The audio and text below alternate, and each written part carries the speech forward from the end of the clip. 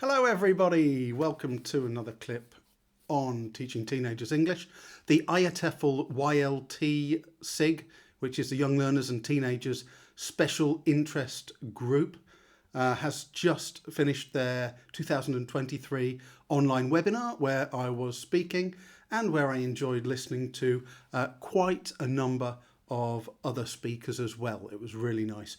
And some people from the webinar that attended my session have come along. I think about at least 25 people have decided to join us permanently as subscribers, which is very nice.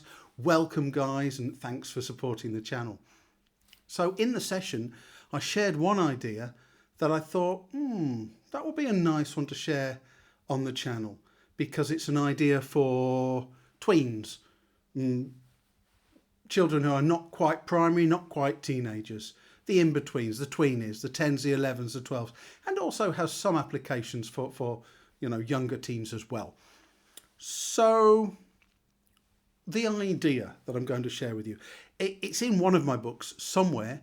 I haven't been able to find it, but it's there, but the visuals are not there, and that's what I want to share with you in this clip. I was talking about games, I was talking about points, and well, let's go back just a little bit. I mean, with teenagers, with tweens especially, with our younger teenagers, we like to use team games in class, yeah? I mean, we'll have various games. We might have the groups in teams. We might be chalking up points as to who's winning through the game. If we go back to our old friend Vygotsky, he wrote an essay on play. And in it, he outlined the basic principles of why people, especially children, stick to rules in games. And his idea was essentially this, that in general, we want to do whatever it is we want to do. We want to do what we want. But when children play a game, they restrain themselves a little bit. They don't just do what they want, they stick to the rules, because if they do that and they win, they have the chance of a greater reward. That's the payoff. Essentially, that's why we stick to the rules of a game and don't cheat. The problem occurs when it becomes apparent that we're not going to win, or when there's no chance of us winning. And then we get the breakdown. So, for instance, if you're playing a game of Simon Says with primary children, the problem normally comes from the children that have been eliminated because they've got nothing to lose. They've also got nothing to gain. So let's imagine we're in a class. We're teaching younger teens. We're playing a team game. There are 4 teams and one team has 28 points. A couple of the other teams have sort of 25, 22 points. And then the third team has 7 points. Well, I mean, if there's 5 minutes left in the lesson, you can't really expect that team to have the same motivation. They can see they're never going to win. So this is an idea which I think helps solve that problem. And there is a little clue on the thumbnail because you will have seen that I've used various colours for the font. And this time there was some reason behind that. It wasn't purely aesthetic.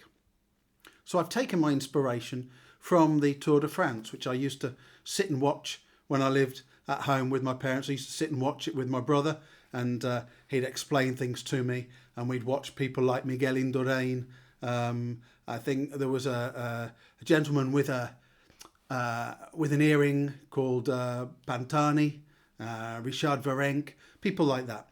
And in the Tour de France, they have various jerseys, as you know, and the jerseys represent different types of recognition. So that's the idea here. We're going to use different coloured jerseys, and we're not going to have just one winner or one team that's a winner. We're going to have various. So we get to the end of the game. Obviously, the team that gets the yellow jersey is going to be the team that has the most points. This is the overall winner. This will be the winners in the classic sense. And we might have this cut out on a little bit of card to make it stronger, or we can stick this with a bit of blue tack next to their team name on the board, and we say, well done, you are the overall winners. You have the yellow jersey.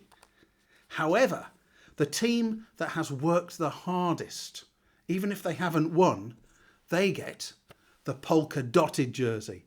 It's just, I think they're king of the mountains, the person who had struggled most with the uphills. So this goes to the team that have worked the hardest. It may be the same team. They can get more than one t-shirt, or it may be a different team. But we're giving recognition for effort here. There are 2 more jerseys.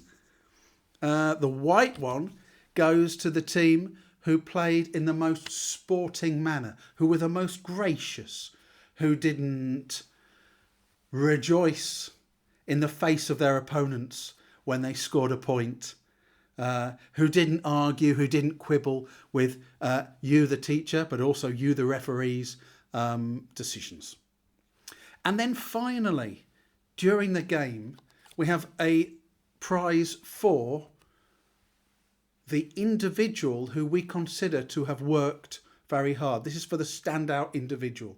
I think originally when I used to watch this, this was for the sprinters. Maybe Cipollini, I think was his name. He always used to win it in the era that I was watching. Anyway, this one goes to any standout individual that you think deserves a little bit of recognition on their own. And you can, stick it on the board, just write their name. We're not actually giving them these things, but we are using them as a symbol of recognition at the end. Therefore, at the end, we've got multiple winners and multiple recognition. And so there's much more of a reason for students to keep competing and keep trying hard until the end of the game. If you like those, then I will ask you to do 2 things. First of all, I'll ask you just to leave me a little comment underneath the clip. It could be as simple as, nice idea, Christopher. It could be sharing something that you've tried with your students related to games and points and recognition. And the second thing is, send me an email. You might not want to put your email in the comments section, but there is an email address attached to this channel that you can use. Send me a message and I will send you the PDFs. So here's the key to remind you. We've got overall winners. We've got hardest workers. We've got most sporting team and the standout individual. I'll send you the PDF, which is this one. Is this one. These are small ones, slightly cuter, and this one larger ones. And you can cut those out and be using those tomorrow if you wish. Right, I hope you like that idea. I hope it comes in useful for some of you. Strength and energy with your teaching.